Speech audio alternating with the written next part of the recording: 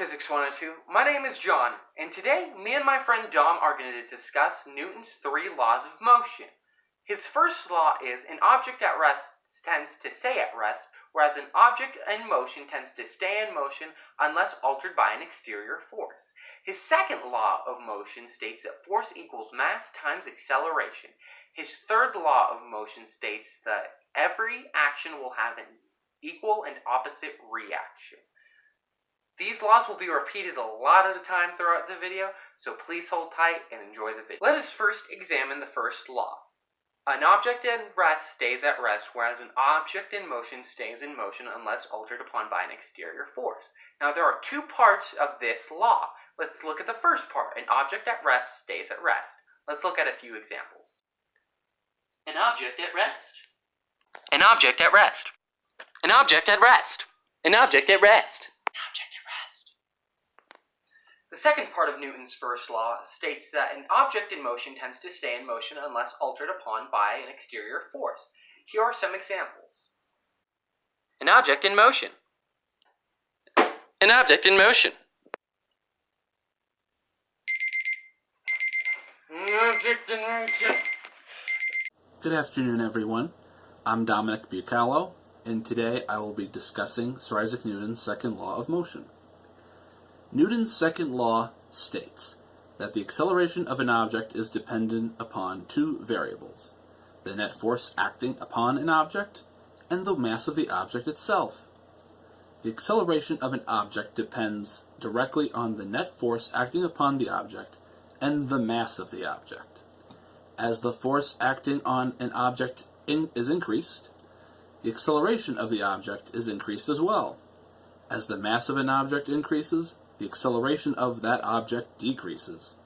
Therefore, the more mass an object has, the more net force is required to move it.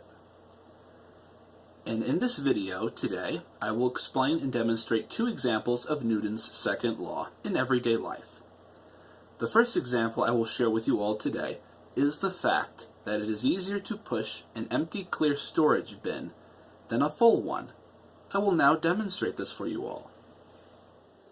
It is easier to push an empty clear storage bin than a full one because the full storage bin has more mass than the empty one. This means that more force is required to push the full clear storage bin than it is required to push the empty one. I'm going to push the clear storage bin, and I will demonstrate it's easier to push it. Like nothing, huh? It has less mass, therefore, it is easier to push and requires a smaller net force in order to push it. Now let's go see what happens when I try to push the heavier storage bin. Here is the heavy, full storage bin, and I'm going to push it now.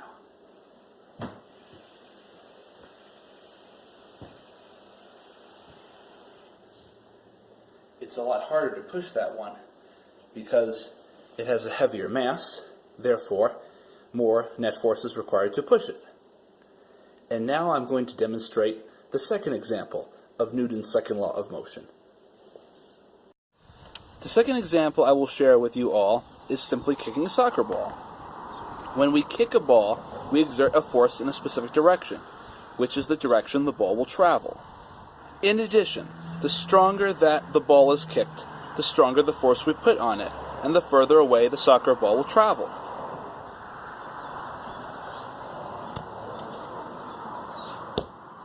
That concludes an explanation of Newton's second law of motion with two examples found in everyday life.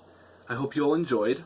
Thank you. Thank you, Dominic, for doing the excellent explanation of Newton's second law of motion.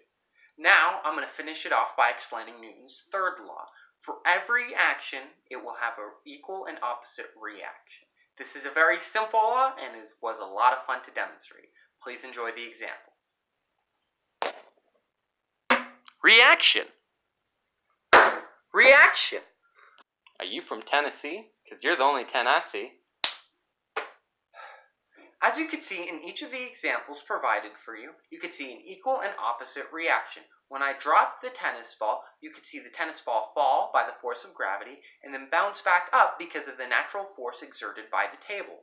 In the second example with the tissue box, you saw my hand smack a tissue box straight off the table.